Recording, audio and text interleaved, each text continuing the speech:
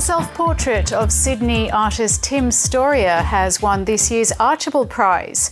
Well, our reporter Scott Bevan and my colleague, of course, is at the Art Gallery of New South Wales. He's with the prize-winning artist. Scott, we were talking about controversy earlier on. This is a portrait prize for a painting without a face. Well, Jane, yes, you're right. In one sense, it is a faceless portrait, but the man behind it, the artist, is one of the best-known faces in Australian art. And from 839 entries to this year's Archibald, 41 finalists, the 2012 Archibald winner is Tim Storrier, and he joins us now, along with his dog and muse, Smudge. Tim Storrier, congratulations. Thank you, Scott. So it's called the Histrionic Wayfarer. What a journey, what a destination to reach here. Yeah, it's not a metaphor that occurred to me when I started painting it, because it was never really designed initially as a self-portrait. It was started out as being a referential or reverential work to a painting by Hieronymus Bosch called The Wayfarer, which is about essentially, briefly, a pilgrim making a decision between good and evil. Now, this is not as clear as that, but it's a starting point, and so it's a surveyor. Probably. A journey's implicit, and there's a lot of accoutrements and kit. Well, you've been on an extraordinary artistic and life journey. You first won a major prize here, the Sulman, back when you were 19 years of age, a callow youth. Here you are at 62, if I may say. Yes. And you've won the Archibald. Mm-hmm. It must seem like it has been an extraordinary journey. Well, yes. I mean, the thing about being a painter, I suppose, is that you make decisions as to how you're going to do things and how it's going to proceed. But it quite often feels preordained, as though you're just following a course that's set out for you. For instance, I have no idea why I decided to pick on that painting by Bosch. I mean, I remembered it from decades ago, and it just sort of popped into my mind. And I thought it as a starting point.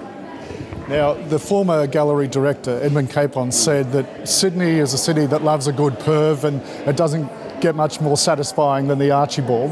What do you think it is about the Archibald that has a city, has a country, perving on the faces on these walls? Oh, I think, Scott, that you're entirely to blame, because it has become a creature of the media. There's no doubt about that. I mean, just witnessed today the amount of publicity. That has a lot to do with it. But having said that, it has got quite a lot of publicity, going back to Sir William Dobell's trial. It's always been topical, and I think people like it because actually it's not for professionals essentially. Of course, professionals tend to enter it and win it, but anybody can enter, and I think people find that charming. Now, Smudge, who's looking a bit tired, and Smudge. Smudge. Yeah, it's your moment, Smudge. Cheer up. Smudge is not only here in real life, but is obviously a muse for your painting as well. Yes. Well, a companion, a guide. Never a critic, of course. They give you unbridled approval. Pets. That's her role, aside from hunting foxes. In terms of your place now, when you are an Archibald winner, you are assured of a place in Australian art. You'd already painted yourself into that already. But has that been reconciled with you yet, the fact that after your name, hereafter, Tim Storrier, Archibald Prize winner? How does that sound to your ears already? Oh, I think essentially to view these sorts of things like that's a poison chalice. There are good things and bad things about it, but it doesn't change one's own abilities, and it certainly shouldn't change one's view of one's own abilities, One would be a fool to think less modestly of oneself after winning something like this. And Archibald, or folks love an Archibald controversy. How much are you expecting where folks come in and look and go, but where's the face? I don't think they're going to say that. I think they're probably going to say, how dare they give the prize to a portrait of a dog. But it's a beautiful dog. Well, I don't want her to hear that. Tim Storrier, congratulations. And to you too, Smudge. Thank you, Scott.